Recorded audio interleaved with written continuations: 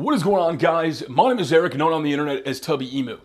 Last night, WWE No Mercy happened. Now, 3 weeks ago on this channel, I made a video talking about Reigns and Cena, and I said Cena is leaving the WWE soon, which was met with a lot of feedback, like, Tubby, he's never going to leave, he's not going to do that. He's WWE for life, which is true. But as he winds down, and you saw last night after WWE No Mercy, where he lost to Roman Reigns. Now, I want to go over a couple things really fast about this match that you may have missed if you got Roman Reigns tunnel vision. Like, if you're like one of those people that have, I don't care, it's Roman Reigns, I didn't pay attention to the match, let me go over for it a little bit.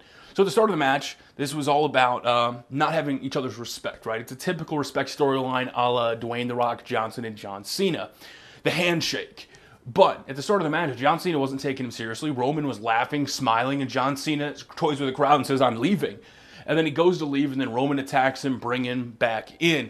And then he takes a beating. So if you're looking at it from a storyline perspective, two guys that don't respect each other, one walks out on him, the other one brings him back, starts beating the crap out of him, but then that guy responds. John Cena puts him through 4 AAs.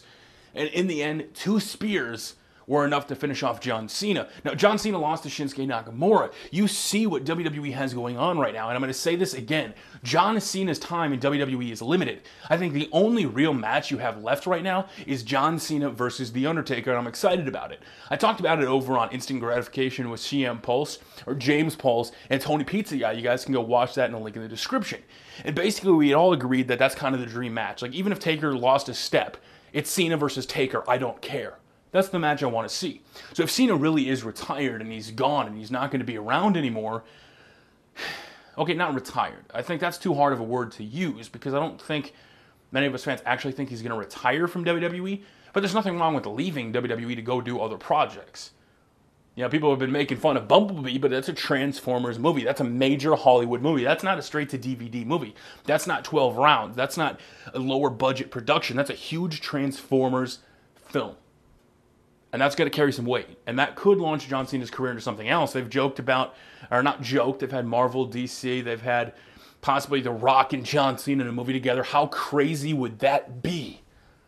It'd be crazy to see where John Cena goes from here, but the one thing that I wanted to say to everybody is, listen, it's confirmed. He passed the torch to Roman Reigns. Whether you like him or you don't, doesn't really matter. The simple fact is, it's WWE's company. All the complaining in the world really isn't going to accomplish anything if you have a guy you know can be your star.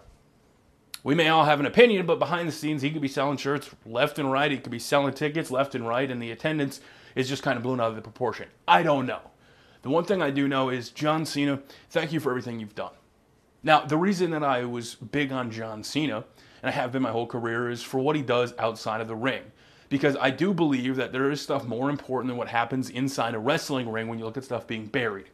At SummerSlam, I saw the video from Cricket Wireless that they released talking about John Cena coming into a room and reading notes from fans, people that he's helped, encouraged, inspired, or gotten through tough times.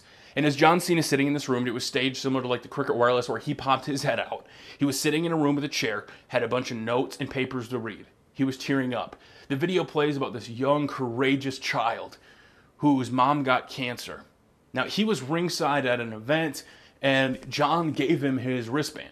Now, I had bought, as a joke, Enzo Amore wristbands, but this wristband from John Cena to never give up, this young boy gave it to his mom, who would go on to chemo, and she would beat it. And they would encase that wristband in this box. And everybody would tell their story on how John Cena affected them or helped them. Listen, I know there's a lot of people that don't like John Cena, and I know there's a lot of people that say, well, I respect John Cena, but I don't like him. And I get that, and it's understandable, but the one thing that I want to keep in mind is, as excited as we are, some people may be for the fact that John Cena's gone. Without Cena, I don't even know if WWE would be where it is today. Like, look at Roman Reigns. If he can't carry a company, without John Cena, what are they going to do? Me personally, I'm excited to see John go on to bigger and better things. I like that he's came back and he's kind of rushing these dream matches because none of us know how much time John Cena's got left. And that's one of the cool things about it. So, John, all the best in your future endeavors. Like I said, I don't think you're fully retired from WWE. I don't think you ever will be. You talked about Edge and Christian's podcast, the Pod of Awesomeness, which is the first time I listened to it, which is a really good show, that you are blindly loyal to WWE, and I don't blame you. You know, The Rock came in, did his thing, got made a star, and then left. There's nothing wrong with that either. But John stuck around, and is always willing to do something for Vince. And I can't blame him. You know, some people may be like, oh, it's because you gave him everything and then he took everything away. But at the end of the day, the only thing that matters to me is what John Cena does outside of the ring, how he helps people. You can boo him in the ring or you can hate him. But at the end of the day, John Cena hustle, loyalty, respect, whether you think it's a stupid, a corny, a corporate-built catchphrase, it doesn't matter. The fact is John Cena helps people. So John, thank you. If you're gone for a while and this is you're going to leave to film TV shows, movies, hopefully we see you back for WrestleMania. But until next time, it's your boy Tubby Moo. Let me know your thoughts in the comment section below. Do you think John Cena's retired? Do you think this is just for a short time while he films something?